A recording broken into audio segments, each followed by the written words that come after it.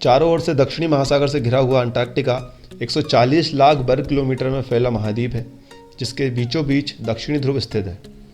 Asia, Africa, उत्तरी America और दक्षिणी अमेरिका महाद्वीपों के बाद ये विश्व का 5वां सबसे बड़ा महाद्वीप है, जिसका 98% भाग लगभग 1.5 किलोमीटर मोटी बर्फ की परत से ढका हुआ है।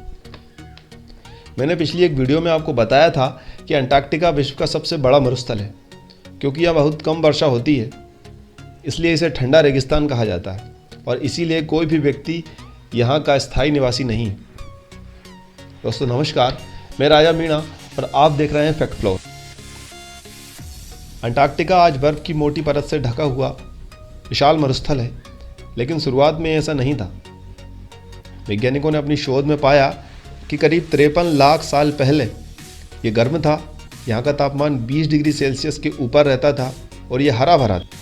उस समय इसका भूभाग पृथ्वी के इतने दक्षिण में स्थित नहीं था। पृथ्वी के प्लेट्स के सतत सरकने से प्लेट विवर्तनी के कारण अंटार्कटिका दक्षिणी छोर पर आया।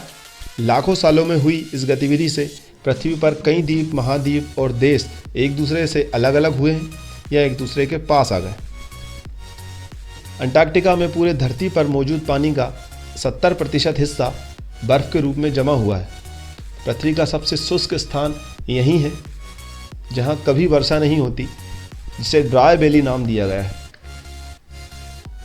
21 जुलाई 1983 में यहाँ के बोस्टॉक स्टेशन पर धरती का अभी तक का सबसे कम तापमान रिकॉर्ड किया गया, -83.2 डिग्री सेल्सियस।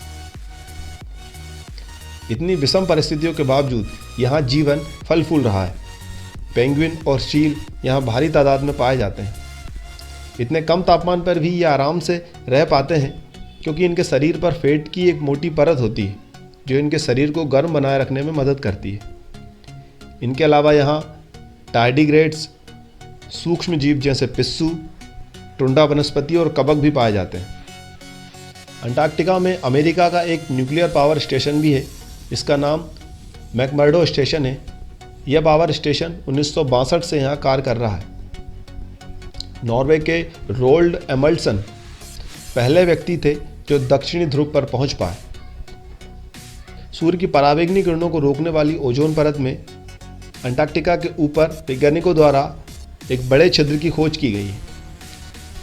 1959 में 12 देशों ने अंटार्कटिका को शांतिपूर्ण अनुसंधान गतिविधियों के लिए चुना और आर्कटिक संधि पर हस्ताक्षर किए, जिसके अनुसार यहाँ किसी भी प्रकार के सैन्य गतिविधि और खनन पूरी तरह प्रतिबंधित है। केवल यहाँ अनुसंधान कार्य हो सकता है। वर्तमान में इस संधि पर 48 देश हस्ताक्षर कर चुके हैं, जिसमें भारत भी शामिल है। सभी देशों के रिसर्च सेंटर यहाँ पूरे महाद्वीप पर फैले हुए हैं। 4000 से अधिक वैज्ञानिक लगातार यहाँ अपना शोध कार्य कर रहे हैं। भारत के भी वर्तमान में 2 रिसर्च स्टेशन यहाँ मौजूद हैं। अब आगे आपको दिखाते हैं अंटार्कटिका के प्रमुख स्थान और वहाँ के अद्भुत नज़ारे।